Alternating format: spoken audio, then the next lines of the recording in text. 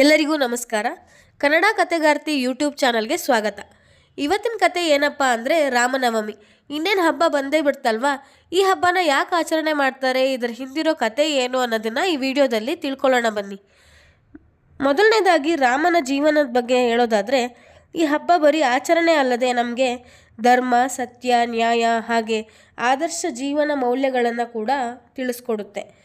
ಶ್ರೀರಾಮನ ಜೀವನ ನಿಸ್ವಾರ್ಥ ಸೇವೆ, ತ್ಯಾಗ ಹಾಗೆ ಕಷ್ಟಗಳನ್ನು ಎದುರಿಸುವ ಧೈರ್ಯಕ್ಕೆ ಒಂದು ಉದಾಹರಣೆ ಆಗಿದೆ. ರಾಮನವಮಿನ ಯಾಕೆ ಆಚರಣೆ ಮಾಡ್ತಾರೆ ಅಂದರೆ, ವಿಷ್ಣುವಿನ 7ನೇ ಅವತಾರ ಆದ ಶ್ರೀರಾಮಚಂದ್ರನ ಜನ್ಮದಿನದ ಪ್ರಯುಕ್ತವಾಗಿ.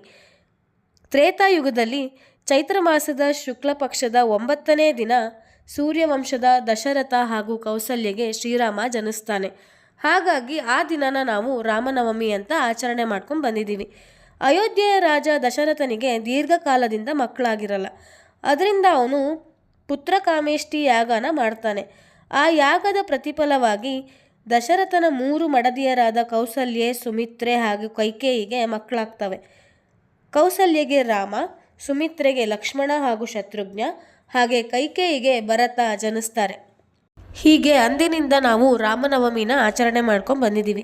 ರಾಮನವಮಿ ದಿವಸ ಏನು ಮಾಡಿದ್ರೆ ಒಳ್ಳೆಯದು ಅಂತ ನೋಡೋದಾದರೆ, ರಾಮತಾರಕ ಸ್ತೋತ್ರ ಹೇಳೋದ್ರಿಂದ ಪುಣ್ಯ ಪ್ರಾಪ್ತಿ ಆಗುತ್ತೆ ಅಂತ ಹೇಳ್ತಾರೆ.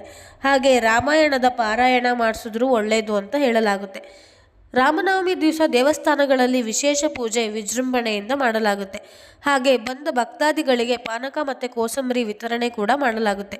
ಹೀಗೆ ಪಾನಕ ಮತ್ತು ಕೋಸಂಬರಿ ಕೂಡ ರಾಮನವಮಿಯ ಒಂದು ವಿಶೇಷತೆಯಲ್ಲಿ ಸೇರಿಕೊಳ್ಳುತ್ತೆ.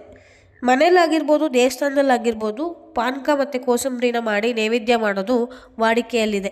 ರಾಮನವಮಿಯ ಇನ್ನೊಂದು ವಿಶೇಷತೆ ಏನು ಅಂದರೆ, ರಥೋತ್ಸವ ಅಥವಾ ಪಲ್ಲಕ್ಕಿ ಉತ್ಸವ, ಮೆರವಣಿಗೆಗಳು. ರಾಮನ ವಿಗ್ರಹಕ್ಕೆ ಅಲಂಕಾರ ಮಾಡಿ ಎಲ್ಲ ಕಡೆ ಮೆರವಣಿಗೆ ಮಾಡಿ ವಿಜೃಂಭಣೆಯಿಂದ ಆಚರಿಸಲಾಗುತ್ತೆ. ಇದಾಗಿತ್ತು ರಾಮನವಮಿಯ ವಿಶೇಷತೆ. ವಿಡಿಯೋ ಇಷ್ಟ ಆಯಿತು ಅಂತ ಭಾವಿಸ್ತೀನಿ. Thank you so much for watching.